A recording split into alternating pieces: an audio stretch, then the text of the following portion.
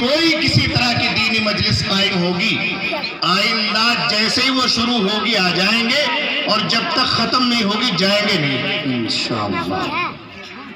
یہ دل کو سمجھانے کی بات ہے۔ جب تک دین کی قدر رہے گی اللہ تعالیٰ اس دین سے فیضیاب ہمیں کرتے رہیں گے، اور اگر دین کی قدر نہ رہی تو پھر میں نے بہت سے علماء کی کتابوں میں یہ پڑھی ہیں یہ باتیں، ان کے اب تک کے نتائج ہیں کہ آئندہ پھر ایسا ہوگا کہ لوگ چلائیں گے اور کوئی تمہارے پاس نہیں آئے گا۔ اس لیے آپ حضرات انشاءاللہ یہ طے کر لیں کہ ہم اپنے علماء کی قدر کریں گے۔ مجھے تو بس یہ بات ایک عرض کرنی تھی کہ رسول اللہ صلی اللہ علیہ وسلم نے اس دین کو سینچا ہے تو اس کے لیے بڑی قربانیاں دی ہیں۔ اس کے لیے آپ نے اپنی ذات پر خرچ نہیں کیا، امت پر اور امت کے ان افراد پر جن سے دنیا کے اندر اس دین کو باقی رکھا گیا ہے۔ حضرت شفا ایک صحابیہ ہیں، یہ فرماتی ہیں ایک مرتبہ رسول اللہ صلی اللہ علیہ وسلم کے پاس کہیں سے یہ مال غنیمت آتا تھا تو آپ تقسیم فرماتے تھے۔ یہ پہنچی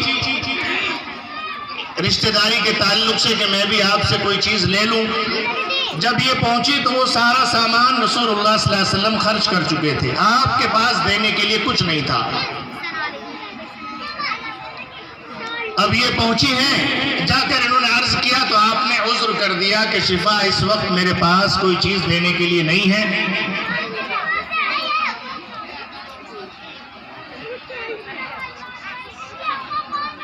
انہوں نے کہا یا رسول اللہ میں جب بھی آتی ہوں آپ میرے لیے عذر ہی کر دیتے ہیں، مجھے کچھ دیتے ہی نہیں ہیں، کیا میرا کوئی حق نہیں ہے؟ یہ فرماتے ہیں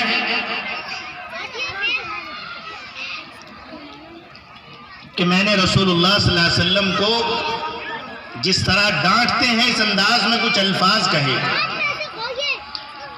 یہ بات کرتے ہوئے نماز کا وقت ہو گیا، رسول اللہ صلی اللہ علیہ وسلم نماز میں شریک ہو گئے۔ میں اپنی بیٹی کے یہاں تشریف لے گئی۔ حضرت شرحبیل ایک صحابی ہیں، ان کے نکاح میں ان کی بیٹی تھی۔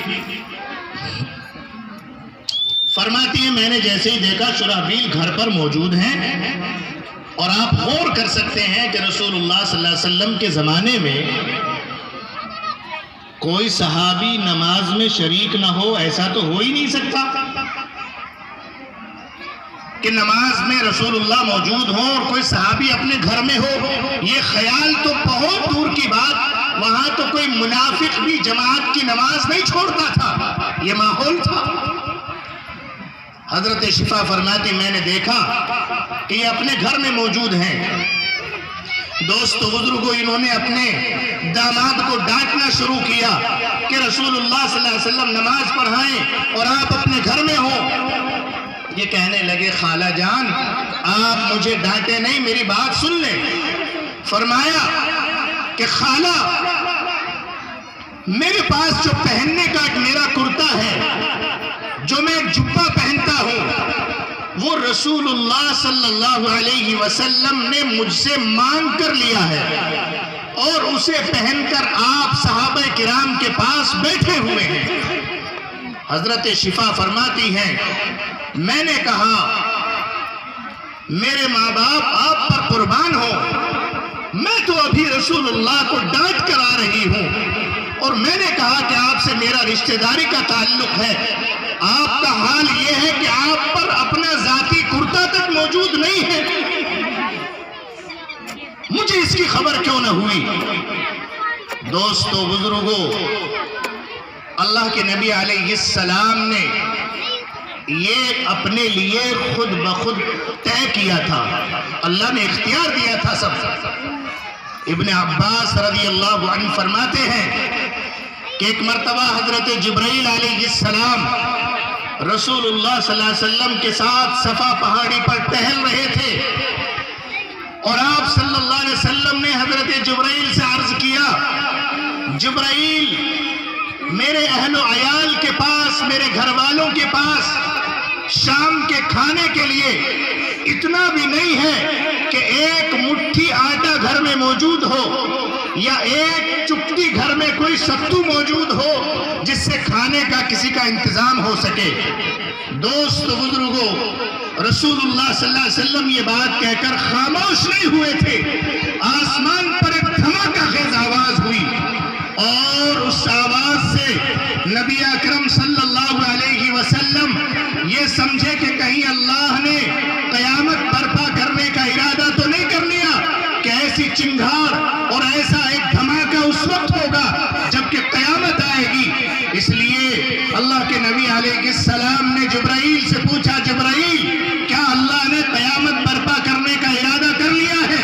جبرائیل نے فرمایا نہیں یا رسول اللہ، بلکہ آپ نے جب یہ بات عرض کی ہے مجھ سے میرے اہل و عیال کا حال یہ ہے تو اللہ نے وہ آپ کی بات سنی اور اسرافیل کو حکم دیا، اسرافیل جاؤ زمین پر جہاں پر میرا محبوب یہ بات جبرائیل سے عرض کر رہا ہے اس سے جا کر عرض کر دو یا محمد یہ اسرافیل حاضر ہے، زمین کے تمام خزانوں کی چابیاں اسرافیل کے ہاتھوں میں ہیں اور اسرافیل یہ عرض کر رہا ہے اللہ نے کہا اے محمد ان تمام خزانوں کی چابیوں کو آپ اپنے پاس رکھ لیجئے، آپ اگر چاہیں تو یہ تہامہ پہاڑ جو آپ کے قریب میں ہے اس کو ہم زمرد، یاقوت اور سونے چاندی کا بنا دیں گے، یا محمد اگر آپ چاہیں تو ہم ان پہاڑوں کو یہ حکم دیں گے کہ یہ تمہارے ساتھ سفر کریں، جہاں تم دنیا میں جانا چاہو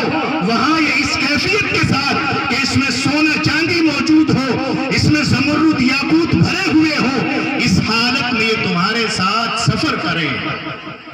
یہ پیغام اللہ نے تمہارے لیے بھیجا ہے، لیکن ایک بات مشورے کی ہے، میں یہ عرض کرنے آیا ہوں۔ اللہ نے کہا ہے کہ محمد یا تو آپ بندگی والی نبوت اختیار کر لیں یا پھر بادشاہت والی نبوت اختیار کر لیں۔ یہ دو باتیں ہیں جو اللہ نے تمہیں اختیار دیا ہے۔ اللہ کے نبی علیہ السلام دوست بزرگوں جبرائیل کی طرف متوجہ ہوئے اور آپ نے مشورے کی نظر سے جبرائیل کو دیکھا۔ جبرائیل علیہ السلام نے آدم علیہ السلام سے لے کر حضرت عیسیٰ علیہ السلام اور محمد الرسول اللہ صلی اللہ علیہ وسلم تک تمام انبیاء اور رسل کی پیغمبری کا کام کیا ہے، سب کے پاس اللہ کے پیغام لائے ہیں، یہ پیغام سنائے ہیں۔ آپ نے دیکھا یقیناً جبرائیل کو بہت پرانا اس کام سے تعلق ہے، صحیح مشورہ دیں گے۔ آپ نے پوچھا جبرائیل آپ کی کیا رائے ہے؟ جبرائیل نے فرمایا محمد تواضع اختیار کیجیے۔ بذات خود آپ نے اللہ سے کہا ہے میں اللہ میں بندگی والی نبوت کو اختیار کرنا چاہتا ہوں۔ تو دوستو بزرگو، ایک نبی کے جبرائیل سے شکوہ کرنے پر اللہ تعالیٰ دنیا کے نظام کے سارے خزانے نبی کے پیروں میں لا کر ڈال دیتا ہے۔ ایک مسلمان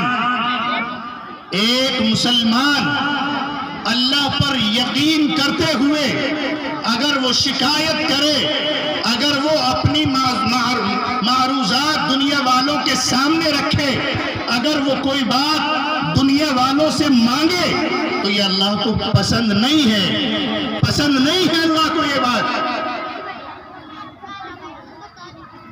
ہم سب اپنے ایمان کے اعتبار سے دنیا والوں کے سامنے اپنی معروضات رکھے ہوئے ہیں۔ حضرات صحابہ کرام کا معمول یہ تھا کہ وہ ہر ایک بات کو اللہ کے سامنے پیش کرتے تھے، اسی لیے بدن پر کپڑے نہیں تھے، پیروں میں جوتے نہیں تھے، لیکن حکومتوں کے تاج ان کے پیروں میں پڑے ہوئے تھے، بادشاہ ان کے سامنے سر نگو ہوتے تھے۔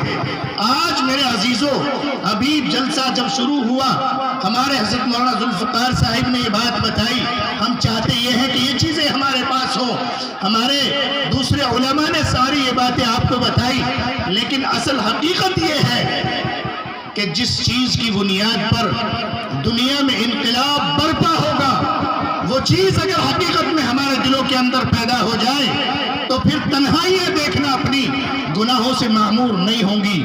جب ایمان میں کمزوری آتی ہے تو پھر لحاف اور بسترے میں لیٹ کر وہ اپنے موبائل کی اسکرین پر ننگی تصویریں چلایا کرتے ہیں۔ جب ایمان میں کمزوری آتی ہے تو پھر وہ سرعام لوگوں کے سامنے گناہ کرنے پر آمادہ ہو جاتے ہیں۔ تنہائی سے لے کر محفلوں تک پھر گناہ کرنے میں اسے شرم محسوس نہیں ہوتی ہے۔